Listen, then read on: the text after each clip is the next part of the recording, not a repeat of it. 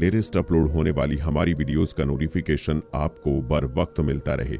Video को like करें, share करें अपने दोस्तों के साथ और कमेंट बॉक्स में अपनी राय का इजहार जरूर कीजिएगा। दोस्तों, रिवायात में आता है कि जब फिरौन का महल तैयार हुआ और उसको उसकी ख्वाहिशात के मुताबिक तैयार किया गया तो हजरत मूसा अलैहिस्सलाम पर यह शक गुजरा और आप अलैहिस्सलाम को इस बात का दिली सदमा पहुंचा। तो हजरत मूसा अलैहिस्सलाम पर अल्लाह ताला ने वही भेजी कि इस ख्याल को तर्क कर दो और इसके बारे में मत सोचो, क्योंकि मैं इस महल को एक लम्हे में ही बर्बाद कर दूंगा। रिवायात में आता है कि जब महल तैयार हुआ तो फिरौन और इसके खास लोग महल की छत पर चढ़े और उन्होंने आसमान की जानिब तीर बरसाए। जब ये तीर वापस आए तो वो खून से आलूदा थे। तो फिरौन और फिरौन के हवारी कहने लगे कि हमने मूसा अलैहिस्सलाम के रब को कत्ल कर दिया, नाउज़ बिल्लाह। फिर अल्लाह ताला ने हजरत जिब्राइल अलैहिस्सलाम को हुक्म दिया तो उन्होंने अपना पर मारकर उस महल के 3 टुकड़े कर दिए। इनमें से एक टुकड़ा समंदर में गिरा, एक टुकड़ा हिंदुस्तान में गिरा और एक टुकड़ा मगरिब में जा गिरा।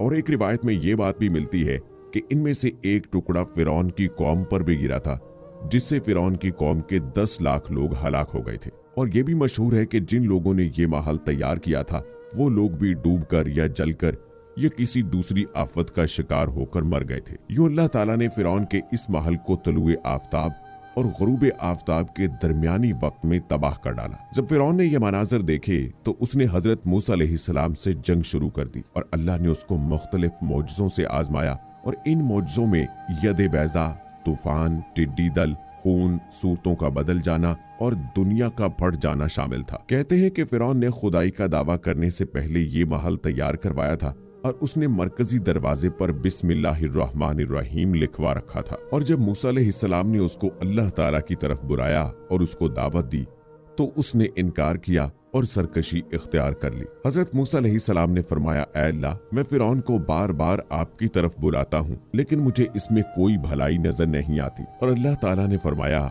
ऐ मूसा, तुम इसे हलाक कर देना चाहते हो? और फरमाया कि तुम इसके कुफर को देख रहे हो और मैं इस नाम को देख रहा हूँ जो उसने अपने दरवाजे पर लिखवा रखा है। याद रहे कि अल्लाह ताला के नाम की बड़ी बरकत है और अल्लाह ताला के नाम की बड़ी अजमत है। अल्लाह ताला अपने नाम की लाज जरूर रखता है। अब खुद ही सोच लें कि अगर यही अल्लाह का नाम हमारे घरों के दरवाजों पर मौजूद हो तो किसी हराम चीज की क्या मजाल कि वो हमारे घर में घुसे। और इसी तरह अगर ये नाम हमारे दिल के दरवाजे पर हो तो हमारे दिल में कोई हराम ख्याल दाखिल तक न हो सकेगा। दोस्तों, कहते हैं कि फिरौन के महल का जो टुकड़ा हिंदुस्तान में गिरा था ये वो टुकड़ा था कि जो खुफिया तौर पर तामीर किया गया था। सोशल मीडिया पर कुछ ऐसी खबरें सामने आ रही हैं कि वो टुकड़ा जो हिंदुस्तान में गिरा था उसको तलाश कर लिया गया है और इसमें वो खुफिया रास्ते भी तलाश किए जा रहे हैं जो फिरौन ने अपने आप को छुपाने के लिए या फिर अपने भागने के लिए बनवा रखे थे। दोस्तों, इस बात में कितनी सच्चाई है इस बारे में सही तौर पर तो कुछ भी नहीं कहा जा सकता कि ये टुकड़ा जो हिंदुस्तान में गिरा था ये कहाँ मौजूद है, क्योंकि अभी तक सही सनद के साथ कोई भी रिवायत सामने नहीं आई है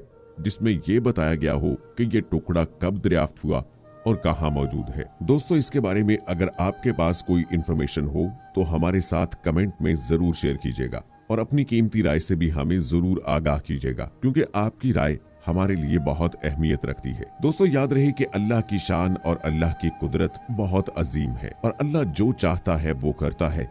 अल्लाह के अलावा जितनी भी ताकतें हैं वो सब अल्लाह की ताकत के सामने हीच हैं। याद रहे कि फिरौन का जवाल तो उसी वक्त शुरू हो चुका था जब फिरौन ने ख्वाब देखा कि बैतुल मक़दिस की तरफ से आग आई।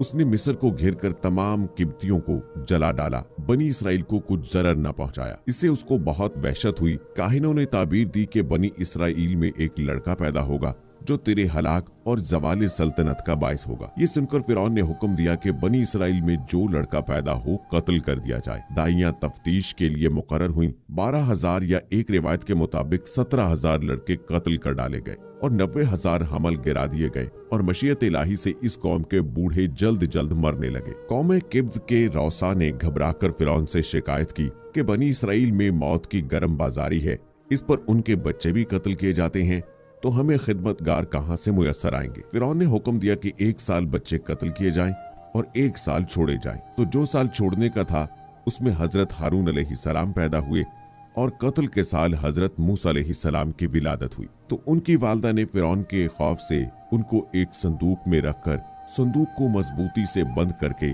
दरियाए नील में डाल दिया दरिया से निकलकर एक नहर फिरौन के महल के नीचे बहती थी। ये संदूक दरियाए नील से बहते हुए नहर में चला गया। इत्तफाक से फिरौन और उसकी बीवी आसिया दोनों महल में बैठे हुए नहर का नजारा कर रहे थे। जब उन दोनों ने संदूक को देखा तो खद्दाम को हुक्म दिया कि इस संदूक को निकाल कर महल में लाएं। जब संदूक खोला गया तो उसमें से एक निहायत खूबसूरत बच्चा निकला, जिसके चेहरे पर हुस्न और जमाल के साथ साथ अनवारे नबूवत की तजल्लियात चमक रही थी। फिरौन और आसिया दोनों इस बच्चे को देखकर दिलो जान से उस पर कुर्बान होने लगे और आसिया ने फिरौन से कहा कि ये बच्चा मेरी और तेरी आंखों की ठंडक है, इसे कत्ल ना करो, शायद ये हमें नफा दे या हम इसे बेटा बना लें।